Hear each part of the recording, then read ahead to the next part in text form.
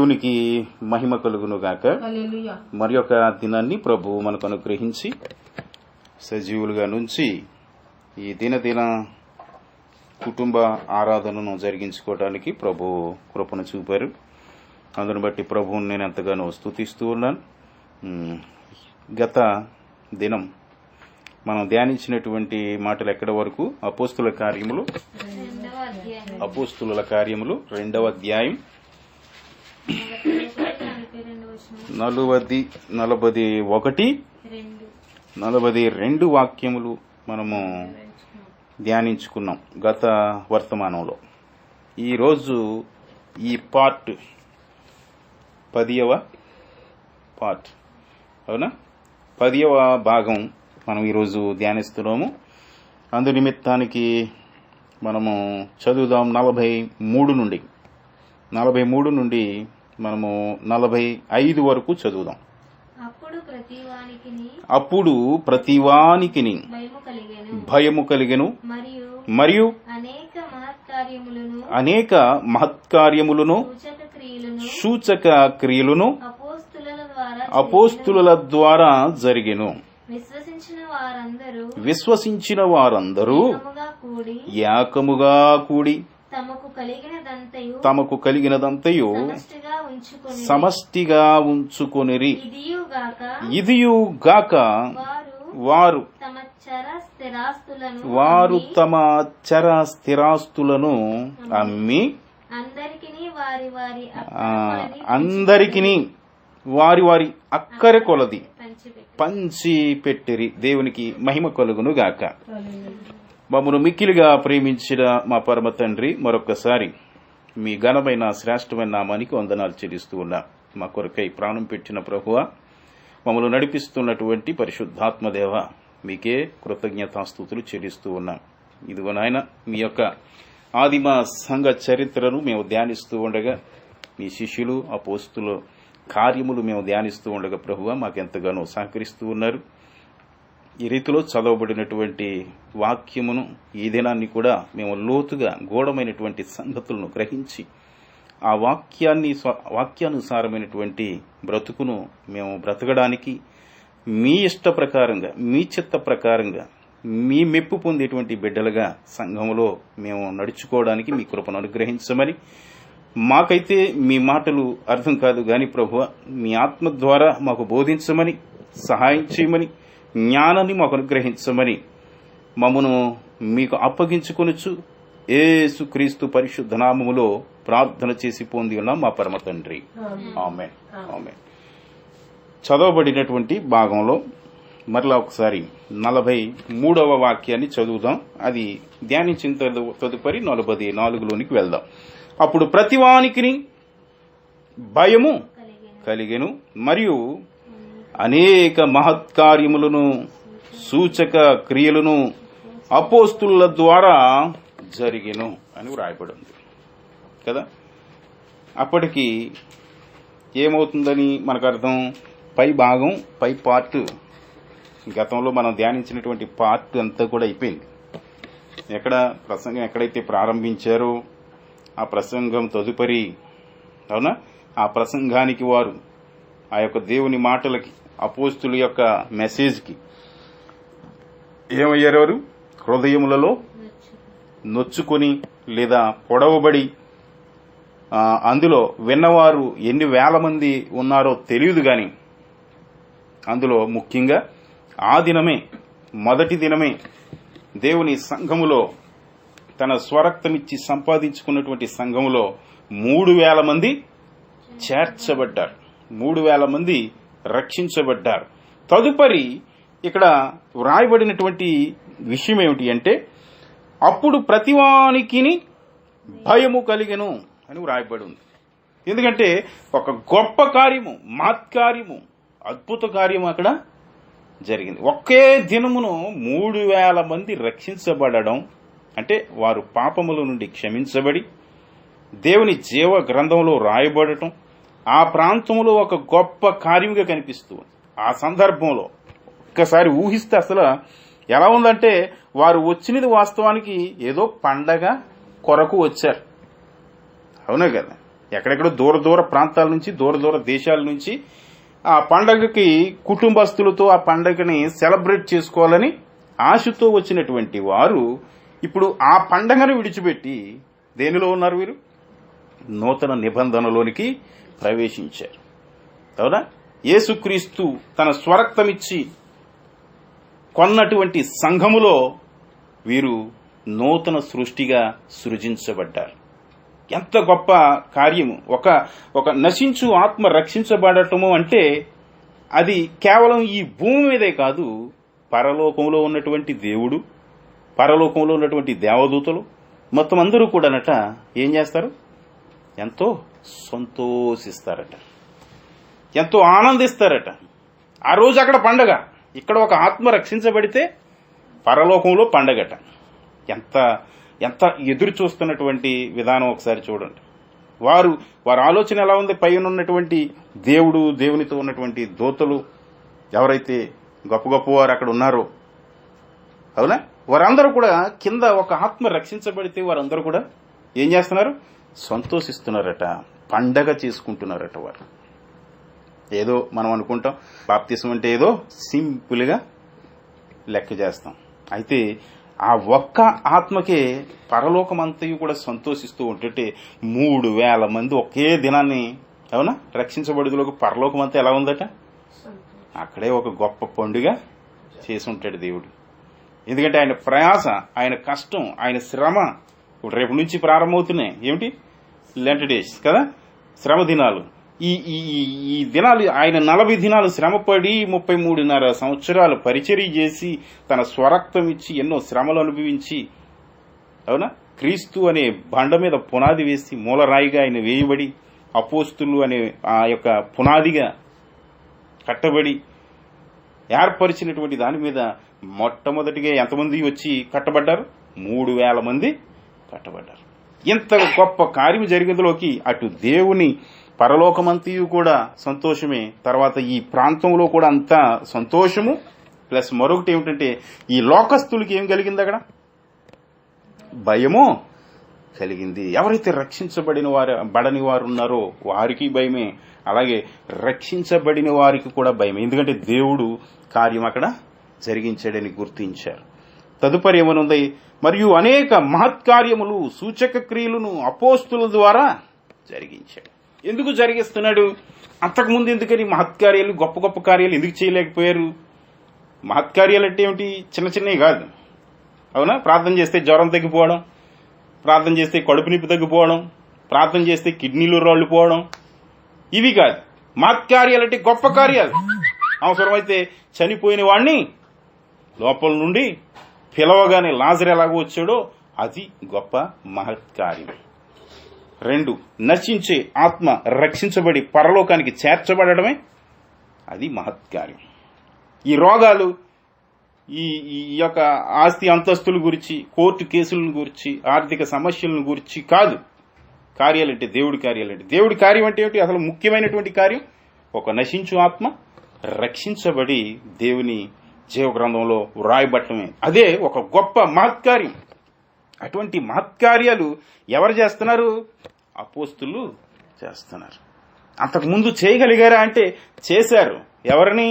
దురాత్మలను విడిచిపెట్ట, అవునా, దురాత్మల నుండి విడుదల, లేదంటే ఇంకా ఏమున్నాయి, పక్షవాయువు, లేదంటే ఇటువంటి కార్యాలు జరిగించేవారు. కానీ ఎందుకని ఇంత శక్తి వీరిలోనికి ప్రవేశించగింది? ఒక ఆత్మని రక్షించే సామర్థ్యత ఈ వ్యక్తులకి వచ్చింది అంటే కారణం ఏమిటట? ప్రారంభంలో మనం చూస్తున్నాం, సంఘ ఆరంభానికి ఎవరొచ్చారు? మూల పాత్ర, అవునా, ముఖ్య సూత్రధారి పరిశుద్ధాత్ముడు ఎంటర్ అయ్యాడు. అవునా, ముందుగానే యేసు ప్రభు వీరికి చెప్పినట్టుగా, అవునా, పరిశుద్ధాత్మ మీరు పొందుకున్నప్పుడు మీరేమవుతారు? శక్తి పొందుదురు. శక్తి పొందుదురు అంటే వారు అంతకు ముందు బలహీనులుగా ఉన్నారు.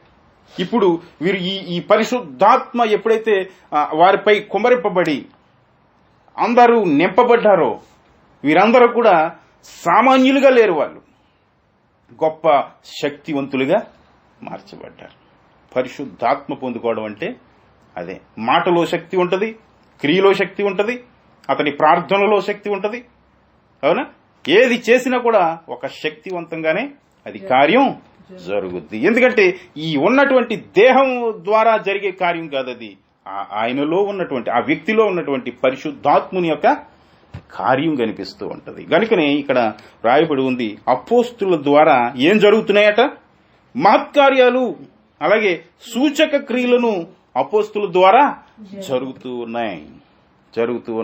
జరిగించేవారు ఎవరికి? పరిశుద్ధాత్మదేవుడు. అంత బలంగా వాడుకోవడం ప్రారంభించిన ఆ మొదటి గడియలది, మొదటి ఘట్టం అది.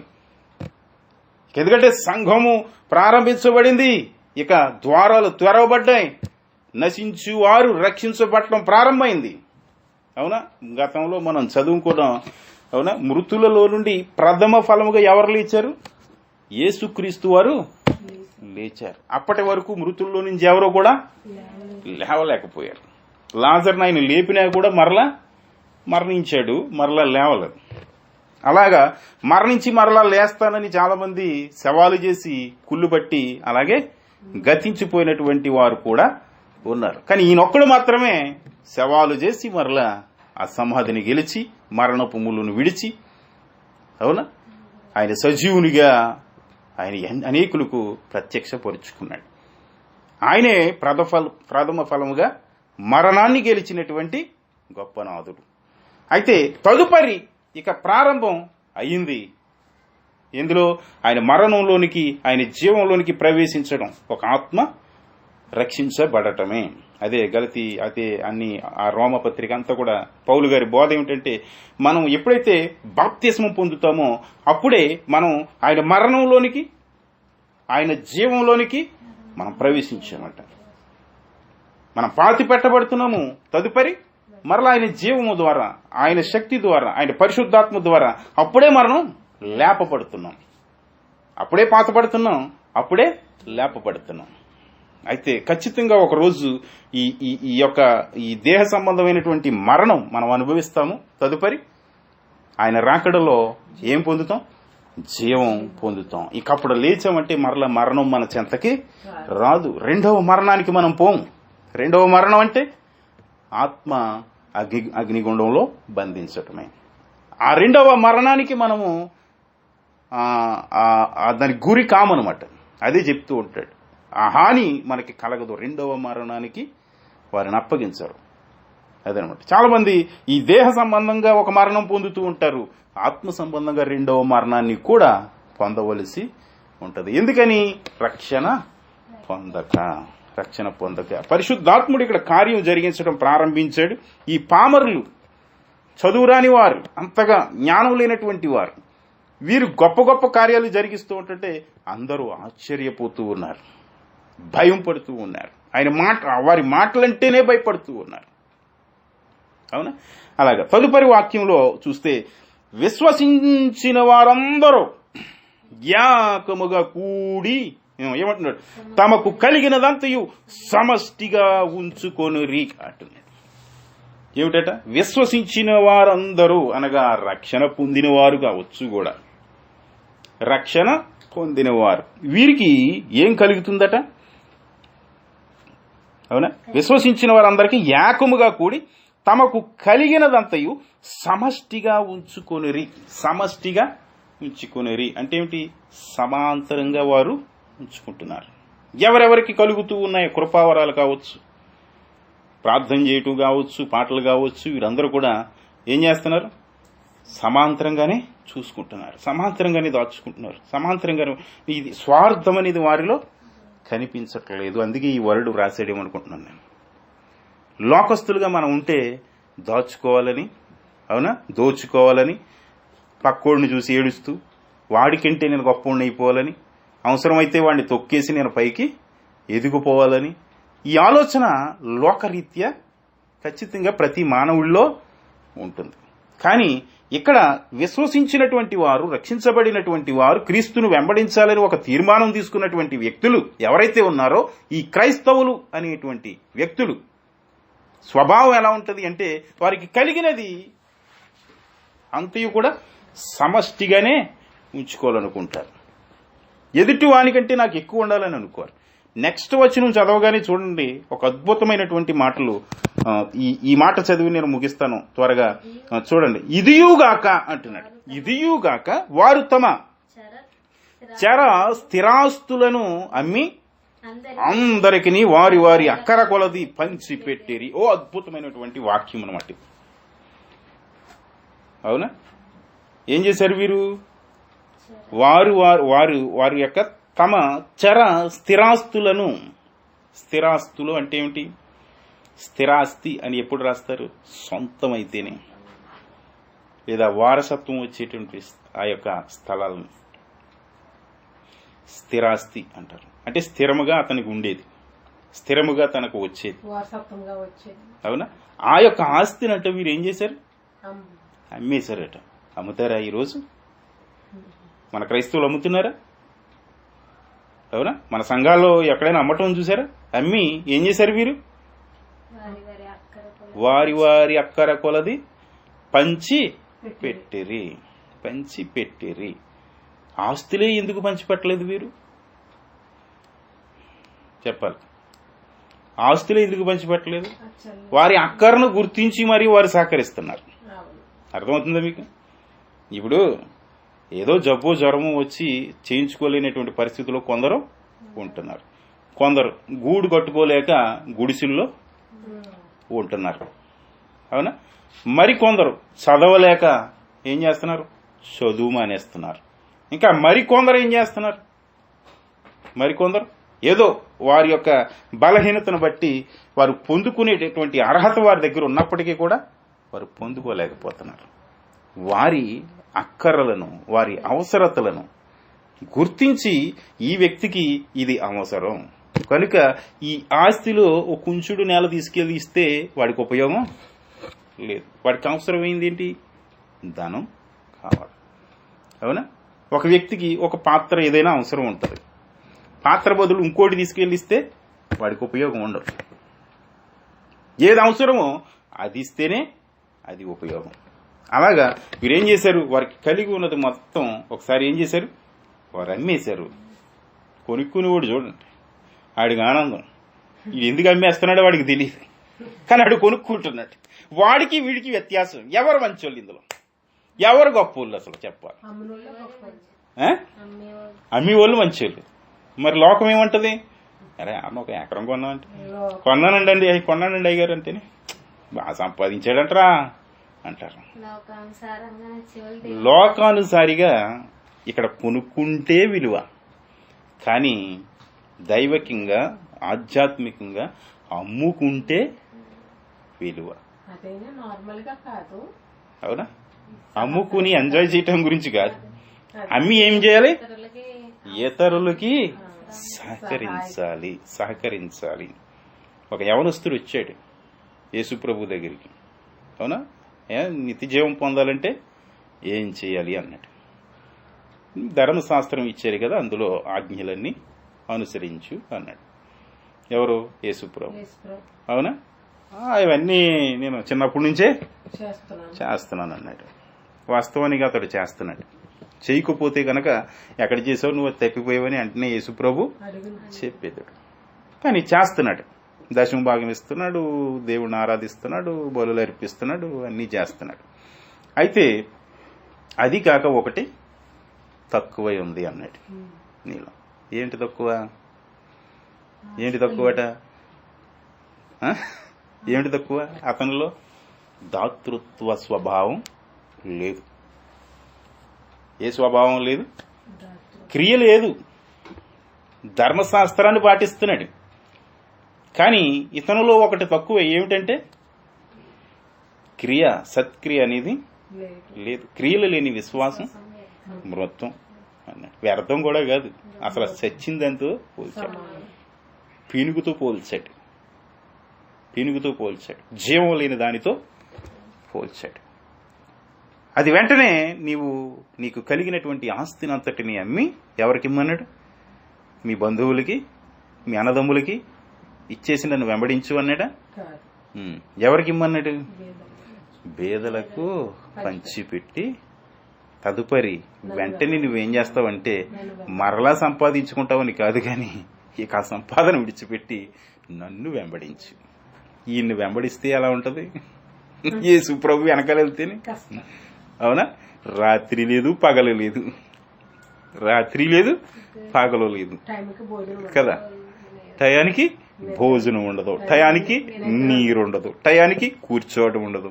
అప్పుడే ప్రార్థన అంటాడు, అప్పుడే ఒక ఆత్మను రక్షించాలి, అక్కడికి వెళ్ళాలంటాడు. అయ్యా కాసేపు పడుకుని వెళ్దాం నడువు లాగుతుందంటే కద్దపే కుదరదు. అలా ఇప్పుడైనా చేస్తామంటారు అసలు మన బ్రతుకులో? అవునా? అటువంటి పరిచర్య చేయగలమా? అవునా? ప్రకటన గ్రంథంలో అదంటున్నాడు, నీకు ఉన్నటువంటి సమయం కొంచెమే ఉంది కనుక నీవేం చేయాలి? జాగారుకుడివై నీవు చేయవలసినటువంటి పనులు కొన్ని బాకీ ఉండిపోయినాయి, అవి చెయ్యాలి. అవి చేస్తేనే గాని నీవు దేవుని చేతిలో ఉన్నటువంటి ఏమిటది మన వాడికి భాషలో తక్కిడ అంటారు. అవునా? త్రాసు. అవునా? త్రాసు. ఇప్పుడు ఈయన క్రియలు, ఈయన చేయవలసిన క్రియలేమో ఎక్కడున్నాయి? కిందకున్నాయి. చేయకూడనటువంటి క్రియలేమో అబ్బో పైకి కనిపిస్తూ ఉన్నాయి. నువ్వు చేయవలసినవి చెయ్యాలి. ఇప్పుడు చెయ్యాలి అంటే అప్పుడు చేస్తేనే నువ్వు పైకి వస్తావు, లేదంటే కిందకే పోతావు ఇంకా అక్కడి నుంచి అని చెప్పి నీవు జాగారికుడవై చెయ్యాలి. జాగారికుడు అంటే రాత్రి నిద్రపోకుండా ఏందిరా జాగారం చేస్తున్నావు అంటారు. నిద్రపోతుంటే, నిద్రపోకపోతుంటే, మెలకుగా ఉండి ఈ మొబైల్ తోటి వీటితోటి కూర్చోంటే పెద్దోళ్ళు ఏముంది తిడతారు. అవునా? జాగారికుడుగా తిరుగుతున్నావు ఏంటరా, జాగారికుడిగా జాతర అని చేస్తున్నావు అంటే జాతరలకు ఉంటుంది జాగారం, జాగారం అంటారు. అందుకే ఏంటంటే అక్కడ ఇస్తున్నటువంటి వార్నింగ్, హెచ్చరిక ఎలా ఉందంటే నీవు ఇక నిద్ర గురించి, అవునా, అలసట తీర్చుకోవడం గురించి ఆలోచన చేసే టైం కూడా లేదు నీ దగ్గర, అంత సమయం లేదు నీ దగ్గర. వాటి కొరకు విడిచిపెట్టి నువ్వేం చేయాలి? చేయవలసినటువంటి పనులు ఖచ్చితంగా నీవు చేయాలంటాడు. అందుకే అయితే ఇక్కడ వీరేం చేస్తున్నారంటే వారికి కలిగి ఉన్నటువంటిది ఏదైనా సరే, వారింట్లో ఏమి కలిగి ఉన్నాయో, భూములే కాదు, బంగారమే కాదు, ఇంకా ఆ కాలంలో మరి వెండి, ఇంకా ఏవేవో కలిగి ఉండే గొర్రెలు, అవునా, ఒంటెలు, గుర్రాలు, ఏవేవో కలిగి ఉన్నాయి. స్థిరాస్తులు అంటే ఏమిటి? మాకు 2 గేదెలుండి తప్పేముంది? ఆ గేదెలు అమ్మి ఇంకొకరికి ఎవరికైనా గేదెని తాడేం చేసుకుంటాడు? అవునా కదా? ఈ గేదెని ఇచ్చేసుకోరా అని చెప్తే ఆడేం చేస్తాడు? ఆడికి పాలు పితకడం రాదు, గేదెని మేపడం రాదు, ఆడేం చేసుకుంటాడు కదా? వాడికి ఏదో ధనం అవసరం, లేదంటే ఇంకోటి అవసరం, ఇల్లు అవసరం. అప్పుడు ఏం చేయాలి? గేదెని అమ్మి డబ్బులు ఇవ్వాలి, డబ్బులు ఇస్తే ఆడు చేసుకుంటాడు. ఇచ్చిన తర్వాత మళ్ళీ ఆడు అమ్ముకోలేడు, ఇచ్చిన దాన్ని అమ్మేసుకున్నాడు రీడ్ అంటారని, ఆడికి ఉపయోగపడదు. ఏం చేస్తాం? లేనిపోని కష్టం మరి ఇంకో కొంచెం ఆడికి పంచిపెట్టినట్టు ఉంటుంది.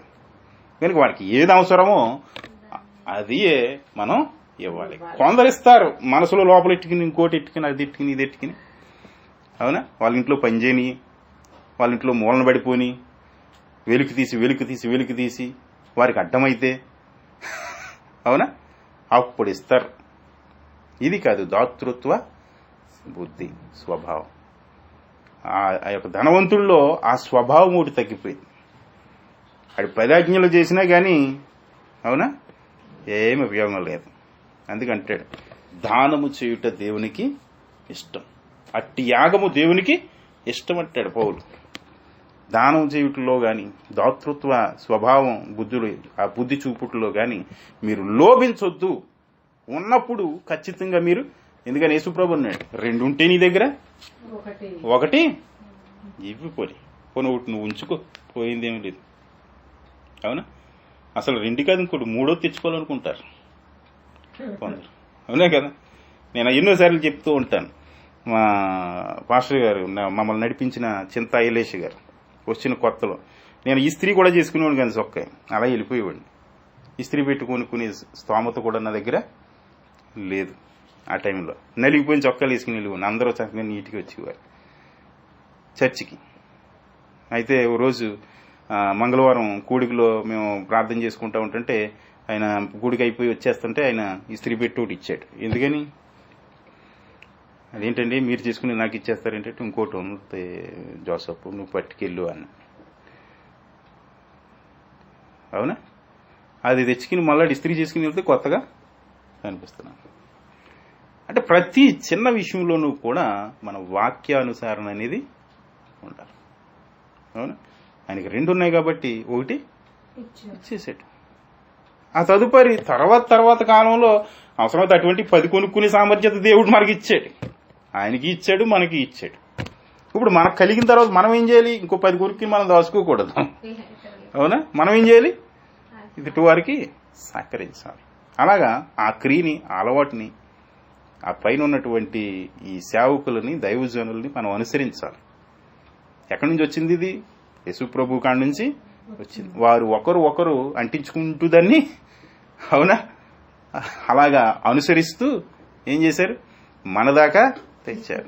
మన ద్వారా అనేకులకి విస్తరించాలి. కనుక ఈ మాటలను బట్టి మీరు గుర్తించి వెంటనే ఈ రోజు అయిపోద్దని గత వారంలో అనుకున్నట్టున్నాం. అవునా? 2వ అధ్యాయం అయిపోద్ది ఈ రోజు అనుకున్నాం. కానీ అవుతుందా? అవట్లేదు. కొన్ని టైంపాస్ ఏమైనా చేస్తున్నామా? బయట కథలు ఏమైనా చెప్పుకుంటున్నామా? పిట్ట కథలు, పుట్ట కథలు ఏమీ కూడా మనం చెప్పుకోవట్లేదు. అయినప్పటికీ కూడా, అవునా, పరిశుద్ధాత్మ దేవుడు సహకరిస్తున్నారు, మనకి చక్కగా నేర్పిస్తున్నారు. క్రమం తప్పకుండా మనం ఒకవేళ ఇలా నేర్చుకుంటూ ఉంటే ఖచ్చితంగా ఎన్నో విషయాలు మనం నేర్చుకుంటాం. అయితే ఇప్పుడు నేర్చుకునేవి విడిచిపెట్టేస్తామా? విడిచిపెట్టకూడదు కదా. మనం ఏం చేయాలి? ఖచ్చితంగా ఈ వాక్యాన్ని మన జీవితంలో ఎక్కడో ఒక చోట నెరవేర్చినట్టుగా రుజువు చేయాలి. అవునా? ఎందుకని మేము అంత దూరం విశాఖ జిల్లా అయ్యి ఆ ప్రాంతాలకు వెళ్ళి ఎందుకు సహకరిస్తున్నాం? అవునా?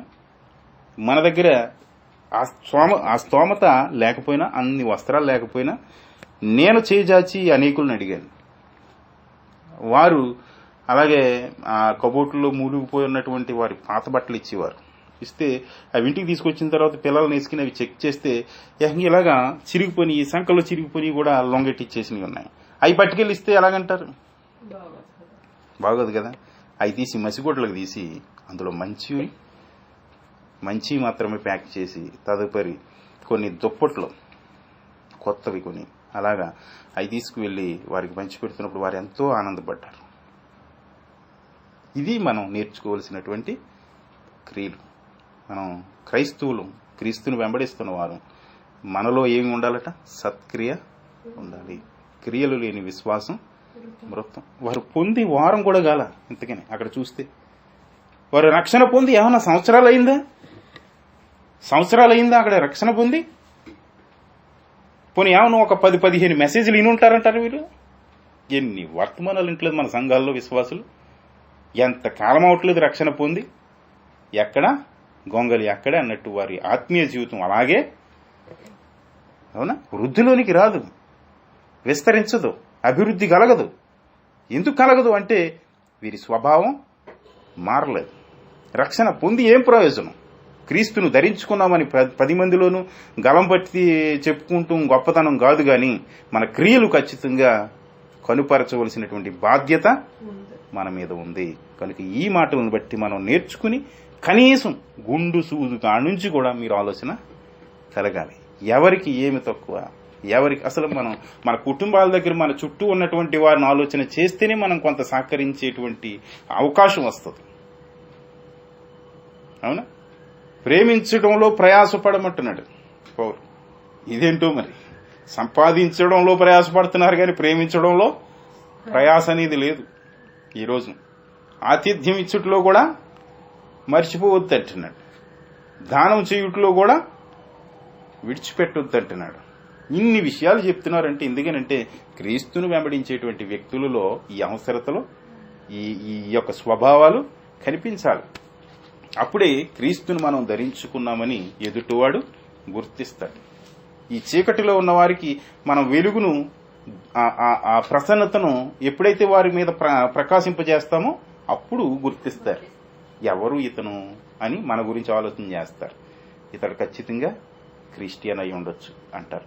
చాలా చోట్ల అలాగే మన నడతను బట్టి, మన ప్రవర్తన బట్టి, మన మాట తీరుని బట్టి వాళ్ళు ముందుగానే అంటారు మీరు క్రిస్టియనా అంటారు. ఎందుకనంటే బొట్టు లేదని కాదు, గాజులు లేవని కాదు, అవునా, రంగులు పూసుకోమని కాదు, మన ప్రవర్తనలో, మన మాట తీరులో వారు పసిగెట్టేస్తారు. ఒకసారి ఒక సందర్భం చెప్పి నేను ముగిస్తాను. స్కూల్లో చేసి వాడిని ఇంటి దగ్గర రామరాజు లంకలో పిల్లల్ని తీసుకొచ్చి దింపేశాం. అక్కడ కొంచెం వర్షం కురిసింది, ఈ టైర్లు జారిపోతున్నాయని ఒక ట్రక్కు ఇటక పొడిని తీసుకొచ్చాం. అక్కడ వేశారు, పోగు చేశారు. ఇంతగా అది సదరడానికి మనిషి లేడు. ఈ టీచర్ ఒక అతను మలికిపురం వెళ్ళి అక్కడ రోడ్డు మీద ఒక అతను దొరికాడట. అతన్ని తీసుకొచ్చాడు. పారలేదు, ఏమీ లేదు, ఏదో రోడ్డు మీద తిరుగుతున్న వాడిని అడిగాడు. అతను వచ్చేసాడు. ఏదో క్వార్టర్కి ఉపయోగపడద్దు కదా, 100 రూపాయలకు ఒప్పుకుని సరే తీసుకొచ్చాడు. పార ఇచ్చారు, చదురుతున్నాడు. నేను ఇల్లు అలా నిల్చున్నాను అక్కడ. ఇలా చూశాడు, మళ్ళీ చదురుకున్నాడు, అలా చూశాడు. మీరు పాస్టర్ గారా అన్నాడు. నేను షాక్ అయ్యాను. నేనేమో అక్కడ వ్యాను డ్రైవర్గా ఉన్నాను కదా, అక్కడ పాస్టర్ని ఎలా గుర్తించాడు నాకు అర్థం కాదు. నాకు అదే షాక్ అయ్యాను నేను. ఆ రోజు నుంచి కూడా నాకు ఆ ఆలోచన. అప్పుడు ఆ పక్కనున్న వ్యక్తిని అడిగితేనే నేను అన్నాను, మీరు ఏం చెప్పారా పాస్టర్ అని నేను అంటే, లేదంటే నేను అతనితో మీ గురించి ఏం మాట్లాడలేదండి అన్నాడు. మీ విషయం ఏం మాట్లాడలేదండి. అయితే అతనిలో దురాత్మైన ఉండాలి, అవునా కదా, అదే కదా గుర్తించేది తొందరగా. దేవుని కుమారులు ఎవరు, దేవుని స్వాస్థ్యం ఎవరు బాగా ముందు గుర్తించేవి ఇవే. లేదా పోనీ అతనితో నేను ఎక్కువ మాటలు కూడా ప్రారంభించలేదు ఇంకా నేను, కానీ నా వస్త్రధారణ చూసి కొంత కనిపెట్టాడేమో అనుకుంటున్నాను. అవునా, ఏదేవైతే మొత్తం మీద ఆ దినం అలాగా ఏం చేస్తున్నట్టు అలాగా జరిగింది. సరే, మంచిది. రాసుకుంటున్నారా తడుతున్నారా అర్థం కావట్లేదు అందుకే. ఓకే, దేవుడు మనల్ని దీవించి ఆశీర్వదించింది కాక చక్కటి మాటలు ప్రభు ఈరోజు నేర్పించారు. చిన్న ప్రార్థన చేసుకుని ముగిందాం. నువ్వు చెయ్యమ్మా చిన్న ప్రార్థన. స్వర్ణక్తి దాని గురించి రేపటి నుంచి మరి శ్రమ దినాలు మీరు ఉపవాసాలు ఉండేవారు ఉండండి. ఉపవాసంలో చాలా శక్తి దాగి ఉంటుంది ఉపవాస ప్రార్థనలో. కనుక ఒక మంచి తీర్మానాలు తీసుకుని రేపటి నుంచి ఉపవాసాలు ఉండగలిగిన వారి యొక్క దేహ సామర్థ్యతను బట్టి ఎన్ని గంటల వరకు మీరు ఉండగలరో అది ఒక తీర్మానం తీసుకుని అంతవరకు మీ దేహాలను సజీవంగా దేవునికి అప్పగించి ప్రార్థన అనే చక్కటి ఆ తరుణంలో గడుపుచు దేవుని వాక్యాన్ని చదువుతూ ఈ 40 దినములు ఈస్టర్ వరకు కూడా మనం కొనసాగగలిగితే దేవుని ఆత్మను కొదువైతే దేవుని ఆత్మ సమృద్ధిగా మనకిస్తారు. అలాగే ఒకవేళ మనం ఏదైనా బలహీనతలో ఉంటే ఆ బలహీనతను కూడా తీసివేసి దేవుడు మనల్ని గుర్తించే విధంగా ఒక చక్కటి ఉపవాస ప్రార్థనలో కొనసాగడానికి మరి ప్రయత్నం చేయండి. ప్రార్థన చేయమని చిన్నగా స్వరమెత్తి.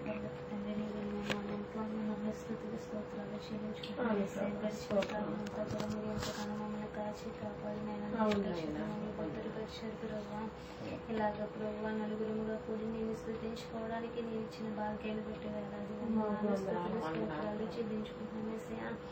ఇంతవరకు ప్రభు నీ దాసునిలో మీరుండి ప్రభు మాతో మాట్లాడిన విధానమును బట్టి ప్రభానికి వేలాది స్తోత్రాలు తండ్రి. అపోస్తల కార్యములు ప్రభు 2వ అధ్యాయాన్ని మేము ధ్యానించుకొని చుండగా ప్రభు నేను అందులోని మర్మాలని ప్రభు మీరు మాకు తెలియపరిచి ప్రభు నేను మాకు జ్ఞానముని దయచేసినందుకు నీకు వేలాది ఈ రోజు మేము తెలుసుకున్న మేము ఈ రోజు మేము తెలుసుకున్న వాక్యాన్ని బట్టి నీకు వందనాలు ప్రభు. వారు కొన్న ఆస్తుల్ని కూడా అమ్మి ఇతరుల అవసరాలను తీర్చారు ప్రభు. కానీ ఈ రోజుల్లో అలాంటి వారు లేరు తండ్రి ప్రభు.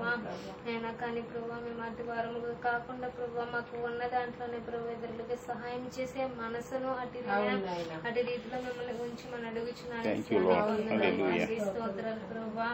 ఈ లోకంలో మేము ఎన్ని సంపాదించుకున్నప్పటికీ అవును ప్రభా దేవా. అవి మాతో రావు ప్రభా.